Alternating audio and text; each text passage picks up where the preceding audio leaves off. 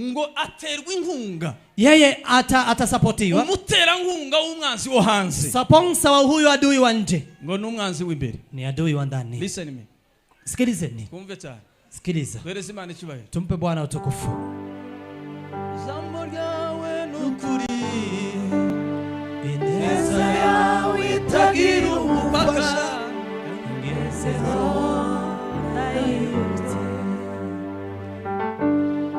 bereza Imana icyubahiro, tumpe Bwana utukufu. Haleluya, haleluya. umwanzi wo hanze adui wa nje, aba bose witabanzi bawe, hawa wote unaoita adui zako, aba bose bakurwanya, hakuna jambo lingine linaweza likawaunganisha. Je kuba natunga telefone, mimi tangu niishi na simu ibyo mbivuga imbere y'Imana n'imbere yayo, nimesema mbele zenyu, nta muntu numwe ndashira muri blacklist, sijawahi kumweka mtu kwenye blacklist. ariko siko mfite bose muri telefone, lakini si ati wote ninao kwa simu, mbandikira, ninawaandikia, naandikira uwo shaka, naandikia yule ninayetaka, funda shaka nyine simwandikia, yule ambaye sitaki na sitamwandikia, ariko nutanshakia naandikia, lakini na yule ambaye hakuwa anataka akiniandikia ndamwandikira ndamusubiza, namjibu. ariko ubugome bugeza ufata telefone we ndetse ugahamagara undi muntu ngo se blacklist bahe, lakini unampigia hata mtu, je blacklist iko wapi? ngo gushira undi muntu.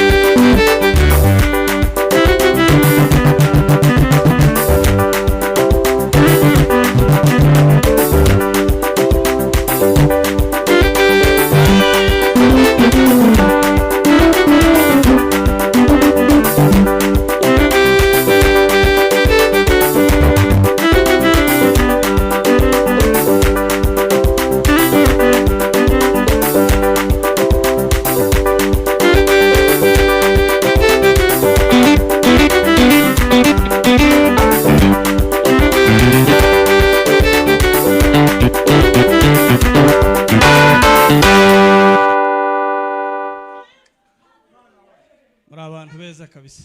Nyinyi ni watu wazuri kabisa. Uyu munsi wa none Imana yashizeho ijambo rivuga ngo umwanzi wawe ninde. Siku ya leo Mungu ameniweka neno linalosema adui wako ni nani. Nashaka ko tumenya cyane kandi ndavuga wenda nigisha kuruta kubwiriza. Nataka tuwe na ujuzi zaidi kuliko hata kuhubiri. Abantu bagiye bagira icyo bita confusion. Watu wameweza kuwa na confusion. Gasanga umuntu ntazi umwanzi we. Unapata mtu hamjui adui yake. Arwana n'uwatazi. Anapigana na asiyemjua. Akarwanirira n'uwatazi. Na anampigania asiyemjua. Akabona mu bwama atazi. Na anakuwa kwa ufalme asiyofahamu. Kandi yitwa ko bugwaniriramo. Na anaitika ya kuwa yeye ni mwanadamu. Iyo umuntu arwana n'umwanzi atazi. Tu akipigana na adui asiyemjua. Cyangwa se ahanganye n'umwanzi atazi. Ama akipigana na adui ambaye asimjui. Cyo gihe rero bivuga kurwana udafite icyo bita purpose. Maana hiyo unapigana bila kuwa na lengo. Kandi urwo rugamba ruzagutsinda. Na hiyo vita lazima itakushinda. Kubera ko ikintu cyambere gituma umuntu atsinda urugamba ni byinshi, ariko reka mvuge dukeya. Kitu cha kwanza kinachomfanya mtu ashinde vita, wacha niseme machache. Cyambere no kumenya umwanzi ninde muhanganye. Kwanza ni kumjua adui ni nani ambaye mnaweza kupigana naye. Cha kabiri icurwanira niki. Pili ninapigania nini. Urarwana kugira ngo uzagere kuki. Unapigana ili ufike nini. ari intambara zimwe zizazibaho gusa zo kumarisha abantu. Kuna vita mojawapo zinakuja tu za kuamaliza watu. Amatiku gusa mu rusengero kugira ngo abantu bakomereke gusa nta kindi kintu agamije. Ili watu tu wakwazike, hakuna kitu kingine alicho na lengo lacho. Kasanga umuntu yabaye aho ngaho gusa no gukritika babwiriza bashumba nabandi bose. Mtu anakaa hapo ni kuweza tu kuchamba wachungaji na wengine wote. Kachamba bakorari agachamba abantu bose. Anawachamba kila watu anawachamba. Ariko papa se ntafite no kuzafungura kanisa. Lakini ukimuuliza lengo lake hana lengo hata la kufungua kanisa. Amen. Ariko Imana yo mwijuru bafashe, lakini Mungu awasaidie kugira ngo umwanya muto tugirana namwe, ili kwa muda mfupi tutakaobaki nanyi Imana guhishurire kumenya umwanzi wawe. Mungu akufunulie kujua adui wako ni nani. Bizatumenya kurwana neza urugamba urimo. Takufanya uweze kupigana vizuri vita uliomo. Wabikunda utabikunda. Penda usipende. Nagira ngo nkubwize ukuri kose. Nataka nikwambie ukweli wote. Yuko umuntu wese ari kuri furo ari mu rugamba. Kwa kuwa kila mtu yuko kwenye vitani, yuko vita. Uwe mme, uwe mukecuru, uwe nyanya, uwe ufite imyaka myinshi, uwe na miaka mingi, uwe ufite imyaka mito, uwe na miaka kidogo, umwana avukarira. Mtoto anazaliwa akilia. Anazavuka taragira n'umunota umwe kwisakarira. Anazaliwa hata hajakuwa na dakika moja analia. Abantu bariraye cyane baradamarara. Watu wameweza kujiachilia sana wakajifanya kwa Satani agenda turasa mucici. Ndio maana shetani anatupiganisha hata kwa kuua. Nagira mbakangure mu bitekerezo. Nataka niwaamshe mafikrini. No mu buryo bw'umwuka. Na hata kwa kiroho. Tiwirare kubera uri kuri furo n'umwanzi wawe. Usijiachilie kwa sababu upo kwenye vita pamoja na adui wako. Reka saba bavuga butumwa evangelist Ruboneka. Chani MC evangelist Ruboneka. Tunakwakira Imana igumugisha. Tukikukaribisha Mungu akubariki. Hamwe na evangelist Socrates. Pamoja na evangelist Socrates. Moise microphone hanyuma tuze gusoma. Wapeni mic alafu waje kutusaidia kusoma. Turi kumwe? Tuko pamoja. Mwenga bazamura ibiganza. Nyosha mikono. Imana ibahumugisha. Awabariki Mungu. Turasoma mu gitabo cha Matayo. Tasoma katika Matayo mtakatifu. Bice ni 15 n'umurongo wa 11. 15:11. 15 n'umurongo wa 11.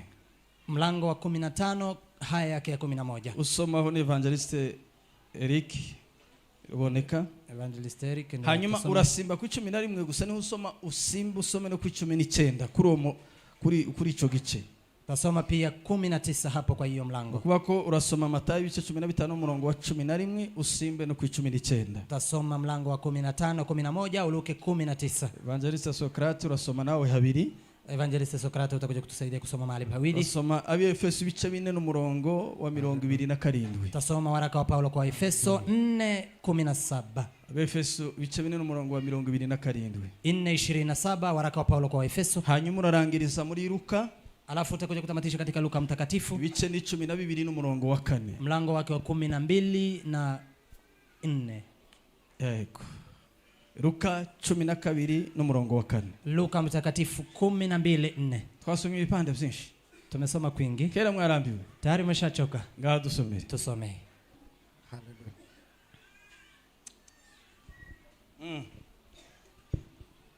Matayo ibice 15 umurongo wa 11. Yego.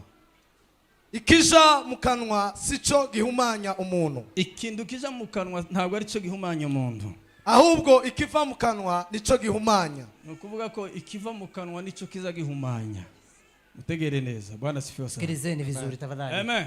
Amen. Ndaza kubabwira bukeya gusabanzi babiri. Takuja kuambia maadui wawili. Ni benshi abanze ni benshi umuntu. Maadui ni wengi wa mtu. Ariko ndababwira umwanzi w'indani w'imbere n'umwanzi wo hanze. Lakini nitawaambia adui wa mbele wa ndani pia na adui wa nje. Ndio mambo yanditse aravuga ngo ikija mu kanwa sico gihumanya umuntu. Ndio maana mwandishi akasema sicho kiingiacho kinywani kimtia mtu unajisi. Bivuga ni umwanzi w'inyuma ntacho ashobora guhungabanya umuntu w'imbere. Kile kinachomaanisha adui wa nyuma hapa nyuma hawezi akadhuru mbele. W'imbere ni ushobora guhungabanya umuntu. Wa mbele ndiye anaweza akadhuru mtu. 19. Kuko mu mutima w'umuntu ariho haturuka ibitekerezo bibi. Mu mutima w'umuntu aho niho haturuka ibitekerezo bibi. Kwica no gusambana no guheheta no kwiba no kubeshera abandi n'ibitutsi. Asubira neza. Kuko mu mutima w'umuntu ariho haturuka ibitekerezo bibi. Yego. Kwica no gusambana no guheheta kwiba no kubeshera abandi n'ibitutsi. Mali gumugisha. Mungu akubariki. Mukubitira ijambo ry'Imana mashi. Shangilia kwa neno makofi. Dukomeze. Tuendelee. Kadusome urwandiko wa Paulo ku Efeso ibice 4 umurongo wa 27. aravuze ngo kandi ntimubererekere satani. Amen. ntimubererekere satani. Subiramo. kandi ntimubererekere satani. Amen. kandi ntimubererekere satani.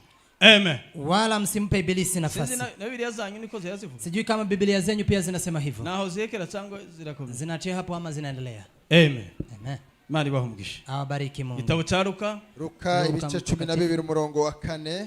12. aravuze ngo kandi ndababwira mwebwe nshuti zanje nti. Ndababwira mwebwe nshuti zanje nti ni mwebwe mpaye mbwira. Ntimugatinye abica umubiri. Ntimugatinya abantu bica umubiri. Hanyuma ntibagire ikindi babatwara. Ntibagire ikindi babatwara. Ahubwo ndabereka uwo mukwiriye gutinya. Ndabereka umuntu umwe gusa mushobora gutinya.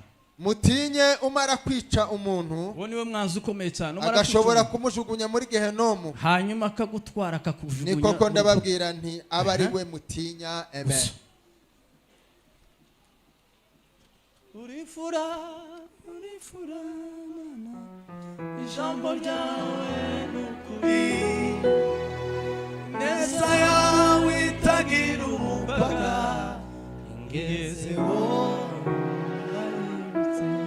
Gereza Imana icyubahiro. Pe Bwana utukufu. Haleluya. Haleluya. Narivuze ngo ndavuga umwansi wawe ninde. Nitasema adui wako ni nani? Bizagufasha gutsinda urugamba. Taka kusaidia kushinda vita. Ni mu gihe uzamenya uhanganye nawe ninde. Kwa wakati utajua ni naye pigana naye ni nani. Bantu bazi ngo bahanganye n'abandi bantu. Watu wanajua wanapigana na watu wengine. Ndetse bakibesha no guhangana n'abantu batarigira banamutekereza. Na hata wanajidanganya kupigana na watu ambao hawajawahi kufikiria. Ari ku rugamba. Askari kama huyo akiwa vitani. Yatazi ubundi mu mategeko ya gisirikare. Kwa sheria za kiaskari. Niyo mpamvu bivuga ngo igihugu kigomba kuba gifite uniform imwe y'ingabo. Ndio maana wanasema nchi inafaa kuwa na uniform moja ya wanajeshi. Mubagiza amatsinda ya gisirikare ni menshi ariko sinavuga. Kundi la wanajeshi ni mengi lakini sitasema. Nubwo hano ndi muri training ya gisirikare. Hapa tupo kwa training ya kinajeshi. Ariko ni urugero rwiza na Paulo yakunze kurikoresha. Lakini huu ni mfano mzuri hata Paulo ameweza kutumia. Hari amatsinda menshi mu gihugu. Kuna makundi mengi nchini. Ariko iyo bavuga ngo ingabo zirwanira ku butaka. Lakini wakisema jeshi la nchi kavu. Izo ni ingabo bivuga ko ni ingabo ziba ziri kuri furo zihanganye n'umwanzi w'igihugu. Ni jeshi ambalo liko kwenye vitani linapigana na adui wa nchi. Izo ngabo zigira uniform y'igihugu, niyo uniform bita igihugu iranga igisirikare cy'igihugu. Ndiyo uniform ya nchi ambayo inadhihirisha nchi, uniform ya nchi. Muri bimwe bituma abasirikare bagira uniform yabisa ukwabo. Kwa moja wapo ya mambo yanayofanya wanajeshi wawe na uniform moja ya kwao. Kugira ngo hatabaho kwitiranya umwanzi n'umusangwa. Ni ili wasije kujidanganya kwa adui pia na mkazi. Iyo muhanganye na adui barusha mayeri. Mukipigana na adui ambaye anawashinda ujanja. Hari gihe akopinga uniform zanyu akazambara hanyuma akabinshiramo. Saa zingine anaweza akakopi uniform zenyu na alafu anajipenya kwenye. Ico gihe rero uwo mwanzi yakwinjiyemo aragusenya kuruta. Wakati huu adui akikuingilia anakubomoa kabisa kiasi kikubwa. Ninayo mambo Yesu yavuze ngo umwanzi wawe nuwo mu rugo iwanyu. Ndio maana Yesu akasema adui wako ni wa nyumbani kwenu. Iyo umuntu yakwinjiyemo kandi ari umwanzi kurwanya. Mtu akiwa amekuingilia na ni adui anayekupiganisha. Ico gihe amenye mitwarire yawe. Atajua mwenendo wako. Amenya hurara. Atajua unalala wapi. Amenya nivugo zawe. Atajua hata msemo wako. Ndetse azi n'ibyo ukunda n'ibyo wanga. Anajua unayopenda na unayokataa. Ico gihe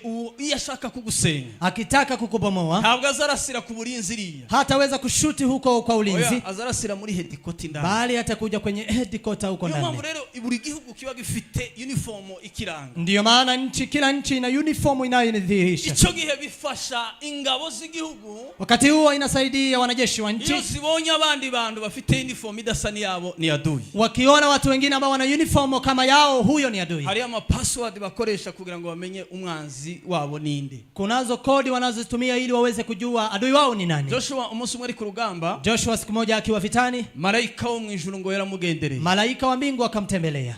Ibyo bibereka ko no mwijuru ibyo bibaho. Hiyo inadhihirisha kwa hata mbingu pia kunayo. Hanyuma ngo amuhagarara imbere. Akasimama mbele zake. Joshua ngo urugamba rwari rushushe cyane. Joshua vita ilikuwa kali. Hanyuma ngo aramubwira ngo se wewe urinde. Akamuuliza je, wewe ni nani? Uwo mubanzi bacu cyangwa uruhande rwacu? Wa kina adui zetu ama wewe ni wa kwa ngambo yetu? Inyigisho za Biblia zivuga ko mafunzo ya Biblia inasema ngo iyo malaika atitamburisha vuba. Kama malaika angejitambulisha mapema. Joshua ngo ubutwari yari afite n'ubudahangagwa. Joshua ule ushujaa pia na authority authority alikuwa nayo. Kongo yari tayari ku rugamba. Alikuwa tayari kwenye vita. Yari kurasa malaika. Angemshuti malaika. Ariko malaika nawe yahise bimenya vuba vuba cyane. Lakini malaika tayari ameshagundua mapema. Yamuvuga ngo nje nonaha. Akasema nimekuja saa hii. Kubera umugabo w'ingabo z'Uwiteka. Nimekuja kigafla ili niweze kuwa mwanajeshi. Nimetoka mbinguni. Ntabwo ndi umwanzi wanyu. Mimi si adui. Joshua amenye ko uyu muntu atari umwanzi. Joshua akajua huyu si adui. Iteka ryose n'urwana n'ubutazi. Mara kwa mara ukipigana na usiyemjua. Harabuzi itabanza tarabanzi. Kuna wale utawaita maadui na si maadui. Hari n'igihe uzagira inshuti kandi ari bo banzi bawe. Na kuna wakati utakuwa na rafiki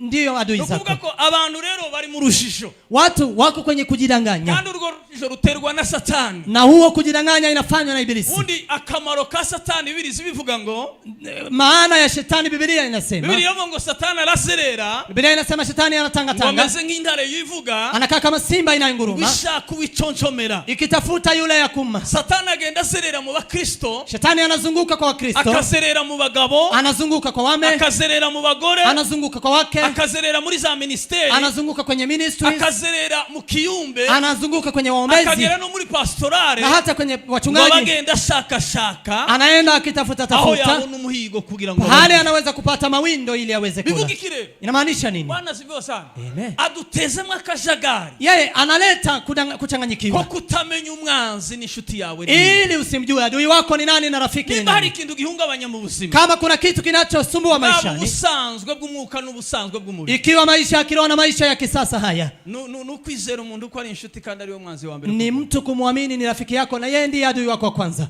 Aza guse. Yeye hukubomoa. Aza kurasa yaragutase. Anakubomoa kabisa akiwa amekuja kukuchunguza. Ariko iki gito. Lakini asubuhi ya leo ndasaba Imana yo mwijuru. Naomba Mungu wa mbingu kugira ngo ibafashe musobanukirwe ili awasaidie muelewe. Abanzi babiri nza kubabwira. Adui wawili nitakao kuja. Bwana sifiwe sana. Amen. Turi kumwe? Tuko pamoja. Hello.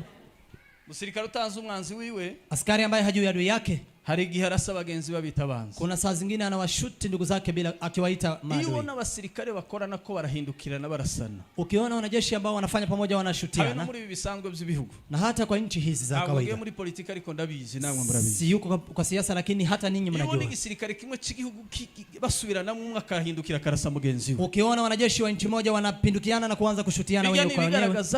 Hiyo inadhihirisha kuwa kuvuga ko iki gisirikare hawa wanajeshi bafite ibintu bikomeye cyane ndashobora kuvugira hapa. Wana vitu nyingi ambazo siwezi kusema hapa. Ariko muri bimwe. Lakini mmoja wapo. Muri bimwe bigaragara. Mmoja wapo ambaye anadhihirika. Hagaragara ko muri leadership hari ikibazo. Inadhihirika kuwa ndani ya leadership uongozi kuna tatizo.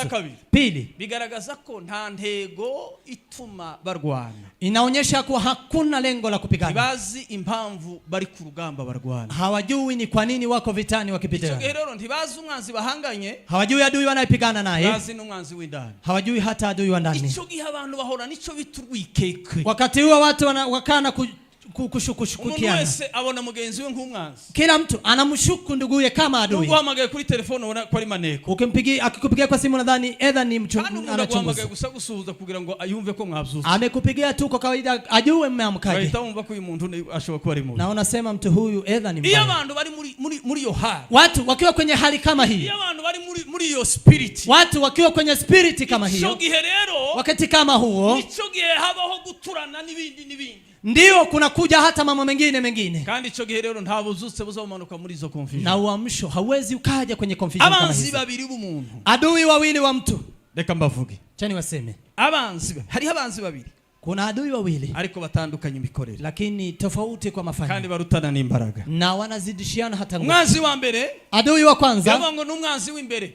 Ni adui wa ndani. Mwanzi w'indani. Adui wa ndani. Yabango uyu mwanzi nasema adui huyu. Yabango ni mubi cyane. Ni mbaya zaidi. Uyu ngo ni uhorana nawe wewe. Huyu ndiye anakaya na wewe. Igihe cyose. Kila wakati ukuvuga iyo muryanye muha muri kumwe mukirala uko pamoja na yeye. Iyo uja ku isoko uri kumwe na wa mwanzi w'indani. Ukienda sokoni upo pamoja na adui wa ndani. Iyo uja mu kazi uri kumwe nawe. Ukienda kazini upo pamoja na yeye. Iyo ugiye ku musozi ujana nawe. Ukienda mlimani utatembea na yeye. Iyo ugiye mu butayu ujana nawe. Ukienda uko faragani utakuwa pamoja na yeye. Uyu mwanzi w'imbere huyu adui wa ndani ni mwanzi udatandukana n'uwarwanya. Ni mtu ambaye hawezi akachana na yule anayempiganisha. Kandi uyu mwanzi rero w'imbere na huyu adui wa ndani ushobora kumuneza kumunesha, unaweza ukamshinda, ukamuneshereza iri imbere, unamshinda uko ndani, ariko ntashobora guhungira imbere, lakini hawezi kutoroka uko mbele. Uyu ni umuntu tuzabana n'umwanzi tuzahorana, huyu ni adui ambaye atakaa naye kuzageza Yesu Kristo azamuye itorero ryayo, mpaka Yesu Kristo aje kulinyakua kanisa lake. Nuko uru rugamba duhangana n'uyu mwanzi w'imbere, hii vita tunayopigana pamoja na huyu adui, tuzahangana nawe tumutsinde, tutapigana naye mpaka tumshinde, ariko ntabwo azahunga ngo aje kure, lakini hataweza kutoroka aende mbali. Turi kumwe nawe ku isahani, taendelea kuwa pamoja naye kwenye sahani. Nabibwiye abo twari kumwe mu masengesho hano mu ijoro, nimewaambia wale tuliokuwa pamoja nao hapa kwa maombi.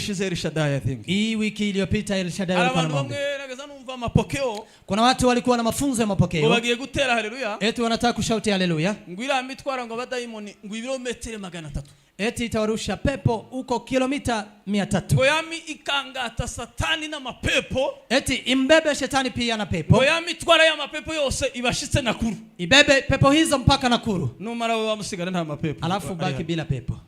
Ni kinyoma, hiyo ni uongo. Ntabwo dutsinda satani ngo arafa cyangwa ngo arahungaje kure, hatuwezi kumshinda shetani eti afe ama dutsinda satani ariko tugahorana nawe, tutamshinda shetani lakini tutabaki na yeye. Mwibuke umunsi w'Imana yabwiye Yesu yabwiye abantu nako Imana, kumbuka Mungu amewaambia watu siku moja. Usome mu gitabo cha Yobu, soma katika Yobu, uhere ku gice cya mbere n'igice cya kabiri, mlango wa kwanza mlango wa pili. Yobu Biblia zivuga ngo Imana, Biblia inasema Mungu yabashije satani, amemuuliza shetani. Ntabwo Biblia zivuga ko yahamagaye satani, Mungu Biblia haijasema amemuita, nta nubwo Biblia ivuga ko yatumye ku bantu ngo nibashe gushaka shetani wewe, na hata Biblia haijasema mtumeni shetani aje tuone. Imana yabwiye satani, Mungu akamwambia shetani, ijambo kubwira, neno kuambia, igaragaza ko n'umuntu muri kumwe, inadhihirisha ni mtu mko pamoja na yeye. Neiba wawe, huyo ni naiba wako, ni umuturanyi wawe, huyo ni naiba yako. Yakoze ikirere, amefanyaje? Yabaje satani, amemuuliza Ibilisi, anamuambia se wabonye umukiranutsi wanje, je umemwona mwenye haki Ayubu? Satani yari materani, shetani alikuwa kwenye kusanyiko, Imana ili satani ni hoya, pahali Mungu alikuwa shetani alikuwa hapo pia. Amasengesho zayica satani n'abadayimoni, hakuna maombi yanayomuua shetani pia na pepo. Amasengesho cyaza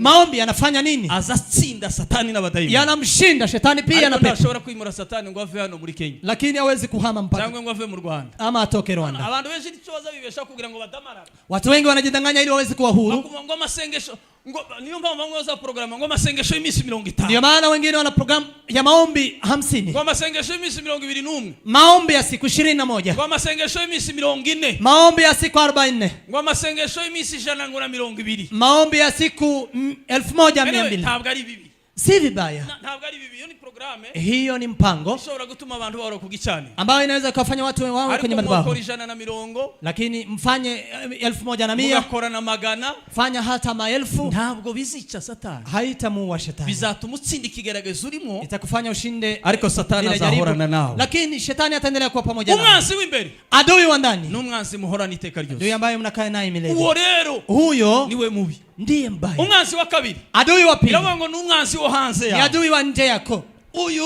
Huyu mwanzi ninde rero? Huyu adui ni nani?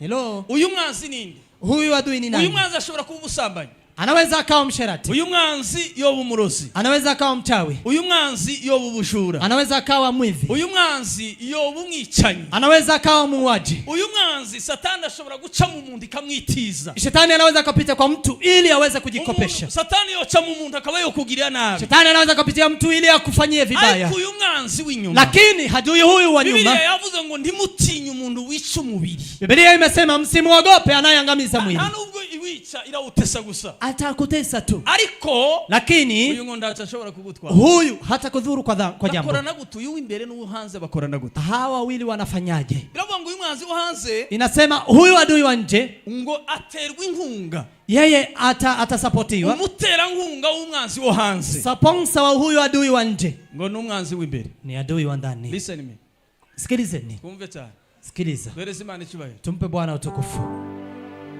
Jambo ryawe n'ukuri, ineza yawe itagira umupaka, ngezeho ndayibutse. bereza Imana icyubahiro, tumpe Bwana utukufu. Haleluya. Haleluya. Umwanzi wo hanze, adui wa nje, aba bose wita abanzi bawe, hawa wote unaoita adui zako, aba bose bakurwanya, hawa nao kupiganisha, aba ibi byose bikugerageza, hizi vitu zote zinazo kujaribu, ni vitu bitoya cyane, ni vitu ndogo ndogo sana. Biblia yavuze ngo ndimubati, Biblia imesema msiwaogope, hawatawadhuru jambo, hawafanyi neno la hata moja. Nimewambia wanaweza kukuchelewesha, unaweza ukaugua lakini wewe utafa, wanaweza kukuchelewesha lakini hawezi kubadilisha kile Mungu alichokisema kwa maisha. Shetani amewaweka watu uoga, akaonyesha kuwa hawa adui wa nje wana uwezo wa kufanya kile wanachokitaka, hawana nguvu. La, sasa niwaambie hawa adui wa nje kinachowapea nguvu ni nini? Ni nini inawafanya wawe na nguvu za kukupiganisha? Ni nini adui wa nje wana nguvu za kukupiganisha? Yule sponsor wa adui wa nje ni adui wa ndani. Umuterankunga w'umwanzi wo hanze, sponsor wa adui wa nje ni umwanzi w'imbere, ni yule adui wa ndani. Uriya mwanzi w'imbere, huyo adui wa ndani agira na communication direct n'umwanzi w'inyuma. Yeye ana uhusiano direct na adui wa nyuma. Uriya w'imbere ni uchuri imigambi, kwa maana huyo wa ndani ndiye anaunda mbinu, hanyuma akaba hafi y'umuntu, alafu anakuwa karibu na mtu. Paulo yabwiye Efeso, ndio maana Paulo akawaambia wa Efeso, akababwira ngo muramenye ntimubererekere Satani, akawaambia jihadharini msimwachie Uriya w'imbere, huyu wa ndani abaguma kugenda kuri umuntu, yeye anaendelea kuzunguka mtu kugira ngo arebe ko hari akantu uberereka gatoya, ili angalia kuwa utamfungulia nafasi. Iyo hari akantu rero wabereretse swate ku rugambo, edha ni masengenyo, cyangwa se wasambanye, edha umekuwa mzinzi, cyangwa se waroze, edha umekuwa mchawi, cyangwa wibye, edha umekuwa mwizi. Abafite communication iri furu umwanzi w'inyuma, ana uhusiano iliyo full pamoja na adui wa nyuma. Icho gihe ita communicate umwanzi w'inyuma, anamcommunicate huyo adui wa nyuma, akamubwira ngo batayari tangiza urugamba rero uyu muntu kera arakantu kije, anamwambia anzisha vita kwa sababu mtu huyu tayari ameingia. Umwanzi w'inyuma ntacha ashobora kugutwara, adui wa nyuma hawezi kukutenda jambo. Muyandi magambo, kwa maneno mengine, ni wewe wahindutse umwanzi wawe kuruta abo witabanzi, ni wewe uliyebadilika kuwa adui wako kuliko unaowaita adui zako. Ibikuvamo yanayotoka ndani yako bifite imbaraga, yana nguvu kuruta ibyo abantu bakuvugaho, kuliko yale watu wanakusema. Sikilizeni, ibyo ushobora kuvuga, yale unaweza ukasema bifite ingaruka kuri wewe, yana madhara kwako. Apana kuri abana ndaza kubibabwira hari, nitakuja kuambia hapo. Ibyo umuntu avuga, yale mtu anayoyasema, ibyo umuntu akora, yale mtu anayoyafanya bifite imbaraga, yana nguvu kuri wewe, kwako wewe, kuruta bubibwira, kuliko wale unaowaambia. Kandi bifite imbaraga na yana nguvu pia kuruta abandi bakuvugaho, kuliko yale wengine wanayasema. Ibi birigo batuvuga hano hanze, haya wanayoyasema hapa nje imbaraga bifite namba, hayana nguvu. La, hayana magambo abameze nk'ukuya kumwuka, haya ni maneno ni kama vile pumzi, ariko ikintu kigira imbaraga kuri nyiracho, lakini kitu kinachoguvu kwa mwenyewe ni kitu yakije mu kanwa changu yakoze, ni kitu alichokitoa mdomoni mwake. Abanzi ni mu buryo bubiri, adui ni kwa namna mbili, umwanzi w'imbere, adui wa ndani, n'umwanzi w'inyuma, na adui wa nyuma pia. Umwanzi ukomeye mu binu, adui mbaya ni mgani? N'umwanzi w'imbere, ni adui wa ndani. Ico gihe rero wigenzure, witekereze, jichunguze na ujifikirie, ni bande banzu ufite, ni adui akina nani unao? Bwana asifiwe sana. Amen, amen, amen. Uyu mwanzi wa hanze rero, huyu adui wa nje, Byichaza akora niki? Anachokifanya ni nini? Ahora ari standby kugira ngo yakire message ivuye ku mwanzi w'imbere. Yeye yuko tayari ili aweze kupokea message kutoka kwa adui wa. Bategereje gusa. Yeye anangojea tu telefone, simu, imubwira ngo runaka uzi nikindi. Anamwambia unajua jambo lingine, runaka yagazaje ku rusengero nka 5 cyangwa 3. Si unajua alikuwa anaenda kesheni huko usiku. Nasigagira icyumweru cyose atagenda gusenga. Siku hizi anamaliza wiki nzima bila kuingia huko. Tuzi ko yagazaje mu 4. Si unajua alikuwa anaenda Alhamisi cyangwa materano yo ku cyumweru mu gitondo ni mugoroba, ama Jumapili asubuhi na jioni pia. Wenyine yagize abandi bashitsi niho yamenye amasano ko ari meza cyane. Saa hii amekuwa na wageni wengine, amejua sasa uhusiano ni gani. Uriya w'imbere, huyu wa ndani ni maneko, huyu ni anachunguza, huyu wa hanze, wa huyu wa nje ni ambassadeur, huyu ni balozi. Nukuvuga akominikana n'uyu wa hanze, ana communicate na huyu wa nje, kamubwira ati rasa, anamwambia shoot. Uriya w'imbere rero, huyu wa ndani aba afite remote, yeye ana remote. Bwana asifiwe sana. Amen. Nukuvuga akomanding uyu w'inyuma, yeye anamcommand huyu wa nyuma kugira ngo abashe kurasa neza mu ciciro, anamshurutisha ili aweze kupiga kwenye kifo, abayamenye intege nke zawe, kwa sababu ameshazigundua runaka fulani hagitanga cyacu hatoi fungo la 10 na hata si mwenye haki. Rero mukubiranye muri izi ndege, wewe mpiga piga kwa huo udhaifu. usanga umuntu yarashwe. Ndio maana unapata huyu ameshutiwa. Imetoka wapi? Warangiza ugatangira gutabana imvana. Alafu unaanza kuambia wengine. Ngo abantu ngo basigaye bandwanya. Watu siku hizi wananipinga. Oya bariya bakurwanije. Hawa wamekupiganisha. Wawe muri kumwe w'imbere ni wo communicate bari abo hanze. Yule wako mlioko pamoja na ndiye amecommunicate na wao. Harakantu wabereretse hanyuma wona inzira bacha. Kuna jambo ulilofungua ukaachilia alafu akapata njia. Hari bintu rero shaka kubabwira bishobora kugufasha muri uru rugamba. Kuna vitu ambazo nataka kukwambia zinaweza kukusaidia kwa maisha haya. Hari amagambo y'ingenzi ashobora kugufasha gutsinda umwanzi wawe. Kuna maneno ya amani yanaweza kukusaidia kushinda adui yako. Bwana sifiwa sana. Amen. Ni zihe ntwaro? Ni silaha gani? Ni kitu dushobora kumenya. Ni nini ambacho tunafaa kujua? Ese umwanzi azagutera. Je, adui atakupiganisha? Azaguteresha amagambo. Atakupiganisha na maneno. Hanyuma nawe musubizane magambo. Nawe umrudishie maneno. Hello. Kwa murumva? Unasikia? None umuntu azaza gutuke. Mtu atakuja na kukutusi. Na umubwire ngo ndakunyosa naje uyu. Alafu mwambie nami nitakuonyesha siku ya leo. Wewe ukazumutukira kuri sekuru. Wewe unamtusi hata kwa babu yake. Ntabwo ariko gutsinda urugamba. Hiyo si kushinda vita. Reka mbabwire ibanga ryo gutsinda urugamba. Niwaambie siri ya kushinda vita. Amen. Ese ubundi niki kizadutandukanya nabo? Ni nini itakayotufanya tofauti na wale ambao ni wa dunia? Niki kizatandukanya bizera n'abatizera? Ni nini itatofautisha waaminio na wasioamini? Yesu yavuze ngo muzabamenyera ku mbuto bera. Yesu akasema mtawajua kwa matendo yao. Ni mumupagana gutuka. Kama mpagani amekutusi. Mupagana gusebza. Kama mpagani amekusengenya. Nawe witwa kukishijwe ugasebza wa mupagani. Nawe ambao mnaitwa umeokoka unamusengenya. Umubi abayende. Mbaya ni nani sasa? Nase mwese ndi muyabanzi. Si wote mmekuwa adui. Hello. Uwa mbere yagusebeje. Kwanza amekuaibisha. No yasebeje umukiranusi reka tubivuge. Amemwaibisha mtakatifu. Ariko wa mukiranusi na wasebeje wa mpagani. Lakini mtakatifu pia amemwaibisha yule Mkristo. None se umuzima bayi uhe. Sasa yule mzima amekuwa ni nani? Konda babaza umuzima bayi uhe. Nawauliza je, ni nani ambaye yuko sawa? Nurangiza uzugenda wikorera wagututse mbere cyangwa wagusebeje mbere. Alafu uende ukimbeba yule ambaye amekutusi wa kwanza. Huyo ngwe dayere ngo nahamagaye abantu babanaga Kigali. Hata nimeuliza watu ambao walikuwa na yeye Kigali. Ngo mbazana abantu babanye muri Kongo. Nikauliza hata watu waliokuwa na yeye katika Kongo. Nasanze ngo ni complique ngo n'amakorari yose yabaga munuku yageza. Ni mapata ni msumbufu hata wanakwaya alikuwa nao walikuwa msumbufu. Itandukaniro ry'uri ya wa mbere nawe ni ibairi. Sasa tofauti lako na huyo ni nani? Chunga ulimi wako. Irinde ururimi rwawe. Niki kizagufasha rero? Ni nini itakayokusaidia? Icyambere kizatuma utsinda urwo rugamba. Kwanza itakayokusaidia kushinda vita hiyo.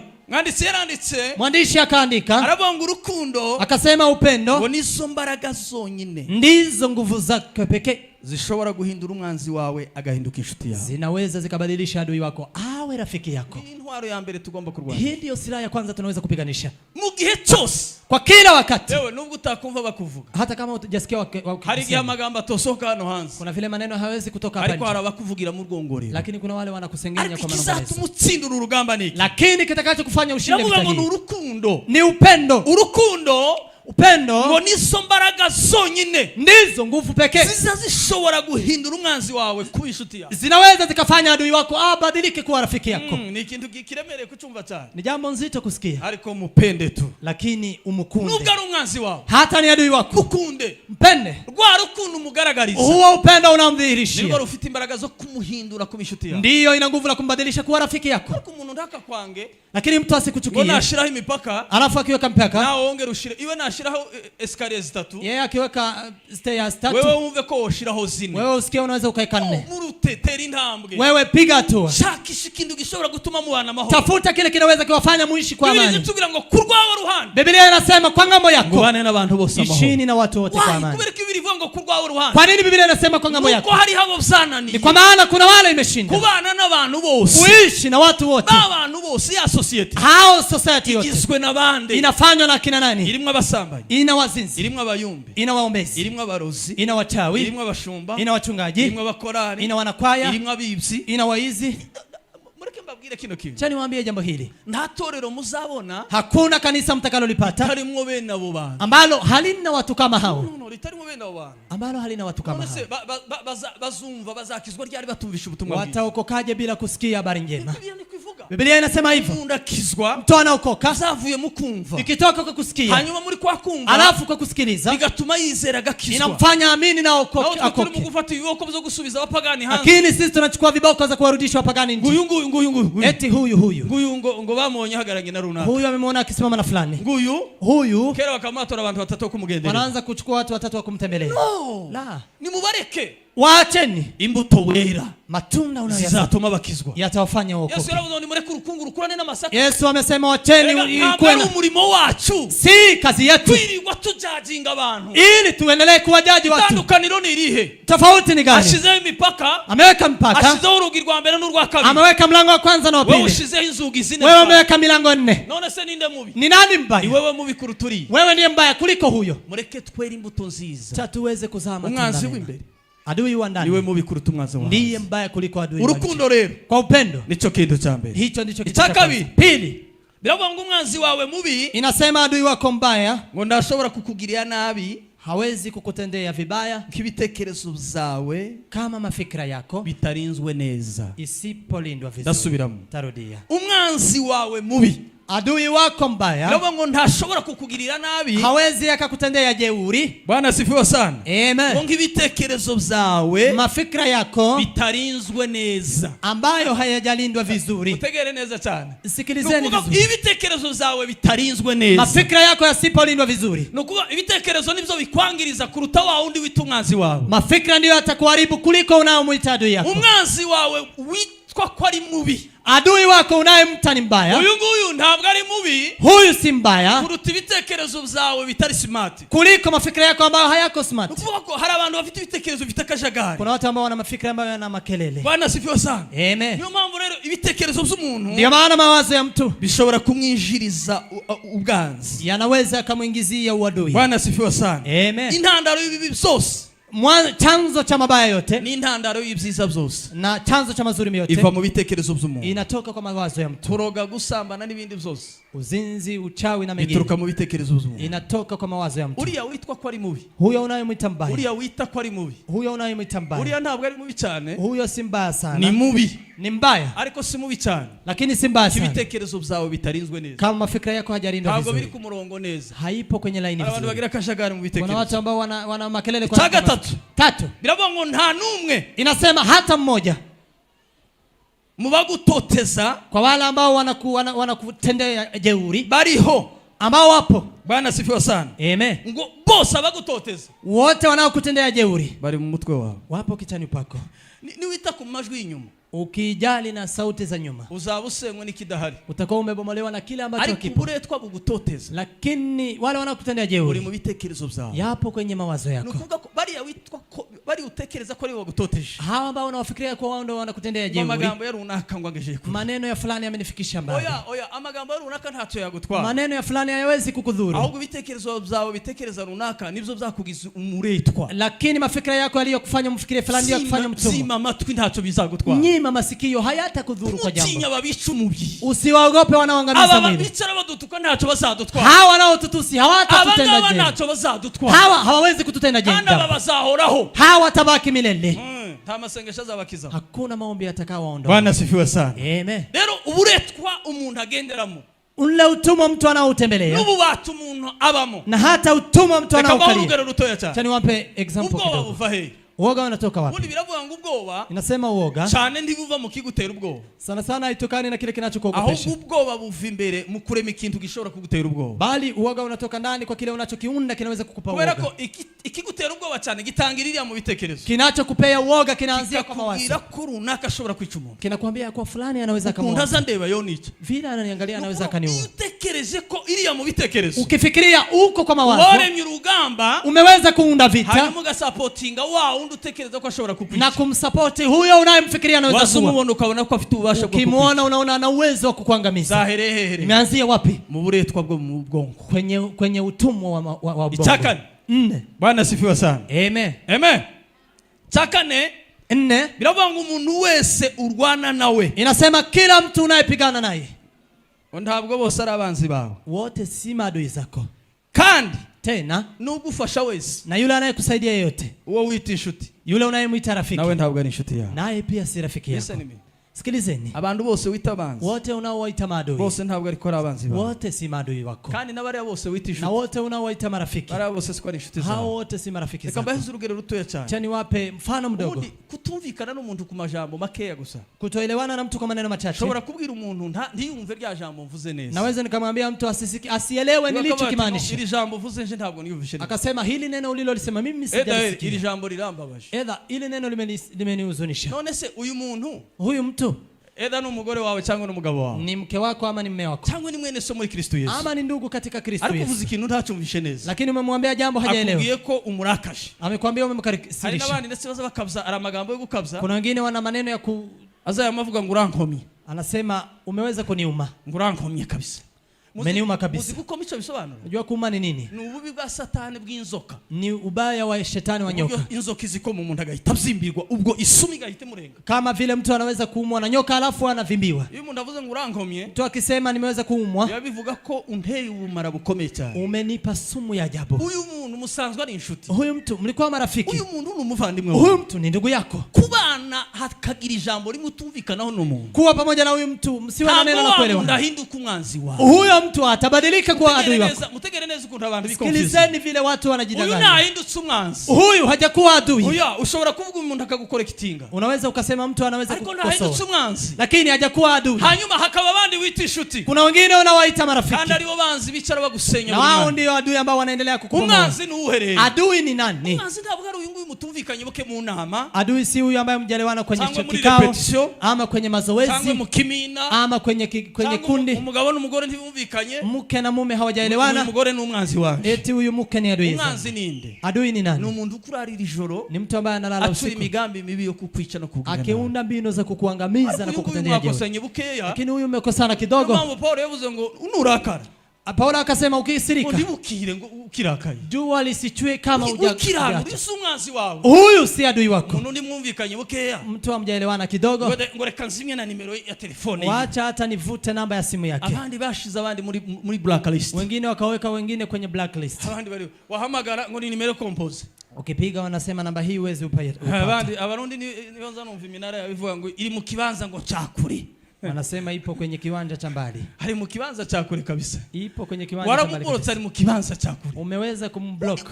Ni gute urakara? Ni jinsi gani unasirika ukageza ugira ubugome bwo gushira umuntu muri blacklist, mpaka unamweka mtu kwenye blacklist?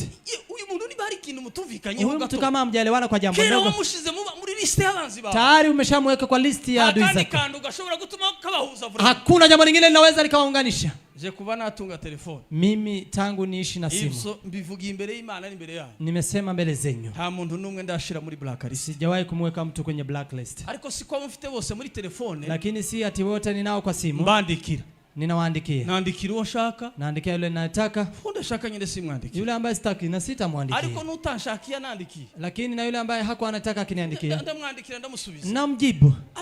Gome bugeza ufata telefone we ndetse ugahamagara undi muntu ngo se blacklist bahe, lakini unampigia hata mtu, je blacklist iko wapi? Gushira undi muntu muri muri ese niyo blacklist ngo siri he, je iko wapi nimweke? Hari abantu bazi utwo dukoryo tw'amatelefone tw'ibintu bibi kuruta ibyiza biba. Kuna watu wanajua hizo mjanja za masimu kuliko mazuri. Bana sifiwe sana. Amen. Amen. Amen. Nukuvuga ko rero ni kumaanisha ntabwo ari umwanzi wawe, si adui wako. Kandi umwanzi wawe na adui wako ni wa wundi uzuceceka akavuga ibyo wavuze kandi utavuze, ni yule anayenyamaza na kusema usiyo yasema. Unaona kuriya runaka ifashe kuriya, unaona fulani vile amejishika kwa tama, ngoje akama ahagarika abantu ngabanga, anawasimamisha watu kama ngapi, akababwira ngo iyo ubonye yifashe gutya, anawaambia ukiona amejishika hivi ngo abavuze gutya, amesema hivi, kandi akicaza abantu bafite ubwenge, anawakitisha watu na akili, kandi bakamabembera na wanakubali kwari kuzikora ibyo. Unajua ni ukweli ngo kandi uriya muntu ni umugome, na wewe mtu ana ubaya. Umuntu aracecetse, je mtu amenyamaza, uvuze ibyo umuntu atavuze, umesema yale mtu hajasema, urangije uzumvisa n'abandi nabo barabyumvisha, alafu kawaelimisha wengine hata wao wameelewa. Wese muba bene ayo magambo, je sikilizeni maneno haya, abarangirijwe n'umwanzi w'imbere.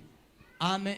Amen. Amen. Hakaba abandi iyo uvuze Wengine ukisema harabandi umuntu atera indirimbo. Kuna wengine mtu akipiga nyimbo. Kama kora kuna ngumvishira indirimbo. Eti umesikia nyimbo hiyo. Akagusobanura uko indirimbo ivuga kandi indirimbo haivuga mu rurimi mwumva. Anakuelezea vile nyimbo inamaanisha na unasikia kwa lugha. Ngumvisa umuvuga butumwa asoma. Umesikia pale mhubiri amesoma. Ngojumuzi. Mimi ninayemjua. Ngo si hari yashatse kuvuga. Si hapo ametaka kusema. Ngo hari umuntu yashatse hano ngo hari umuntu wa. Hapa kuna mtu ametaka kuambia. Abona abantu bamaze kwa izo ni inkomeri. Hizo ni watu ambao wamekwazika. Umuntu yarashwa avuga amagambo yumva shaka. Mtu akiwa ameshutiwa anasema maneno anayoyataka. Umuntu yakomeretse. Mtu akiwa na vidonda. Kugamba ntaza toru atuka. Hawezi kumchagua atakayemtusi. Ariko abo ndiba batinyisha ntacho bazabatwa. Lakini hawa siwaogopeshe kwa sababu hawatawadhuru jambo. Bwana sifiwe sana. Amen. Amen. Amen. Chaga tano ni huta. Tano nikienda kwa haraka.Irabango ntushobora gutsinda umwanzi. Uwezi ukamshinda adui. Utemera kwabaho. Kama ukubali aishi. Ikizatuma utsinda umwanzi wawe. Kitakacho kufanya umshinda adui wako. Uzabanze wemere ku mwanzi ariho. Kubali adui aishi. Ntabwo uriho wenyine ufite uwo muhanganye. Si ati unaishi peke yako una ile. Chaga tandatu. 6. Birabango ni byiza. Ni vema kugira abanzi bakomeye. Kuwa na maadui mashuhuri. Aho kugira abanzi boroshe. Kuliko na maadui ambao wepesi. Aho guhangana ni pusi wahangana n'intare. Kuliko kupigana na pusi unaweza kupigana na simba. Abantu bahangana ni na za nyenzi zambabwira zingana nk'ubu. Watu ambao wanapigana na umugore akamazuka agahagarara kuri rigoro n'umugabo nawe agahagarara hanga. Wanasimama hapa mwingine hapa. Nimba afite ubwana wewe wabuja muri secondary. Kama ana watoto ambao wanaingia secondary. Nabwo ugafata ibindi imyenda nabo ugahagarara hari. Nao wanasimama hapo. Ibi nyenzi tubikuti. Anasema ngoni ngaho biri sisipe. Ni kama aziko tayari. Wewe inyenzi zibuza amahoro. Wewe ambaye unaogopa vidudu. Ushobora guhangana n'intare kweli. Unaweza ukapigana na simba kweli. Aho guhangana n'umwanzi woroshe uhangana n'umwanzi. Kuliko kupigana na adui mwepesi unaweza kupigana na adui. Rukomeye rutuma nawe uba mature people. Ukipigana na adui ambaye ni mature nao unakuwa mature. Ntuganga inyabukira cha hanze. Pusi inapita nje. Program ya gahunda ya masengesho. Ulikuwa na maombi unapanga maombi. Kamuzu usamugeza. Unaamsha ndugu yako. Ngomvisha iryojwe. Umesikia sauti hiyo? Ukaza muhenge ku mutwe. Unapengama. Nguyo ni imiha. Hiyo unasikia ni vitu. Imiha ntizabura kubaho. Hatuwezi kosa kuwa na vitu. Shetani ntazabura kubaho. Hata shetani hatakosa kuweko. Lakini pitisha program. Nani kwa gusinzira ngo inyabuko ziraca. Wate kusinzia eti puse zinapita hapo kando. Daudi yaravuze ngo nzarya amasinzire. Daudi akasema nitalala na kusinzia. Nani niziguye. Na nikiwa huru. Ngo kubera kuwiteka ni uzumpa. Kwa maana Bwana ndiye unipa kuwa amani. So bundi ndushobora kwirinda. Ni nani anaweza kujilinda? Keretse Imana yo mwinyishuri ndio. Isipokuwa Mungu wa mbinguni tu. Bwana sifiwe sana. Amen. Sakarindwi 7. Biravuga ngo amagambo maneno ashobora kwica umwanzi. Yanaweza akamua adui. Mwumva cyane amagambo uvuga ashobora kwica umwanzi wawe. Maneno unayosema yanaweza kuwa adui. Kamukomeretsa. Ama anakukwaza. Ariko ngo kandi amagambo uvuga. Lakini maneno unayoyasema washobora kukongerera abanzi benshi. Yanaweza kukuletea maadui wengi. Uziko abantu benshi ari bo biyongerera abanzi. Unajua watu wengi ndio wanajiletea maadui. Warusanganwa abanzi 5. Ulikuwa na adui 5. Ariko imikorere yawe n'imivugire yawe. Lakini msemo yako na maneno yako. Kongereye kugira abanzi benshi. Imekuletea kuwa na adui wengi. Wewe uzingo wabitoye. Wewe ukijua umeweza. Icamunani. 8. Biravuga ngo biroroshe. Ni rahisi. Bwana sifiwe sana. Amen. Biroroshe. Ni nyepesi. Kugira ubushuti n'umwanzi wawe. Kuwa na rafiki na adui wako. Kugira ngo ubashe kumuhindura. Ili umbadilishe. Mubana amahoro. Muishi kwa amani. Ngoye ngo sizovugana na runaka. Siwezi kusema na fulani. Vugana nawe. Sema na fulani. Ushakisha amahoro. Tafuta amani. 9 biravuga ngo 9 inasema ukarwanye. Usipinkanishe. Bwana sifiwe sana. Amen. Amen. Turi kumwe? Tuko pamoja. Ntugashora imbaraga zawe ku mwanzi w'inyuma. Usiweke nguvu zako kwa adui wa nyuma. Hanyuma ngo wirengagize umwanzi wawe imbere. Alafu umsahau adui wako wa mbele. Uyu imbere azagusenya. Wa mbele atakubomoa. Bitume n'uw'inyuma agusenya. Na ikufanya hata wa nyuma akubomoa. Banzurinduri yawe imbere. Linda huyo wa mbele. Ari bushora imbaraga zawe. Weka nguvu zako kwa huyo. 10. Biravuga ngo ishuri rikomeye mu buzima. Somo kuu katika maisha. Ngo nuguhora witoza kwihanganira. Ni kuendelea kujizoesha kumvumilia. Kubana neza n'umwanzi wawe. Kuishi vizuri na adui wako. Tegereye kurangiza. Sikilizeni tunamaliza. Ishuri rikomeye mu buzima bw'umuntu. Somo kuu kwa maisha ya mtu. Nuguhora witoza kwihanganira kubana n'umwanzi wawe. Ni kuendelea kujizoelesha kuishi na adui wako. Uyu nguyu yaragututse none. Huyu amekutusi leo. Ariko ishuri nukuvuga ngo mwihanganire. Lakini somo ni kumwambia mvumilie.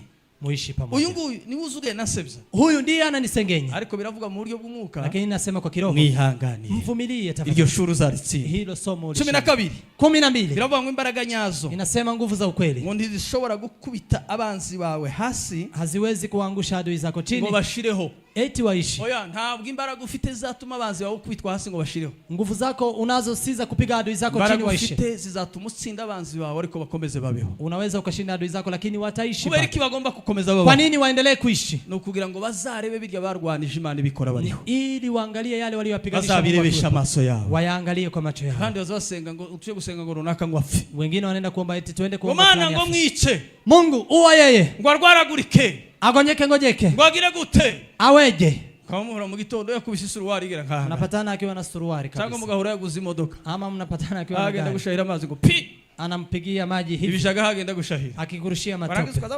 Ntubabazwe na cakishaga. Usihuzunishe na hiyo matope. Ubabazwa na masengesho kunda tagize icyakora. Unahuzunisha na vile maombi hayajafanya jambo.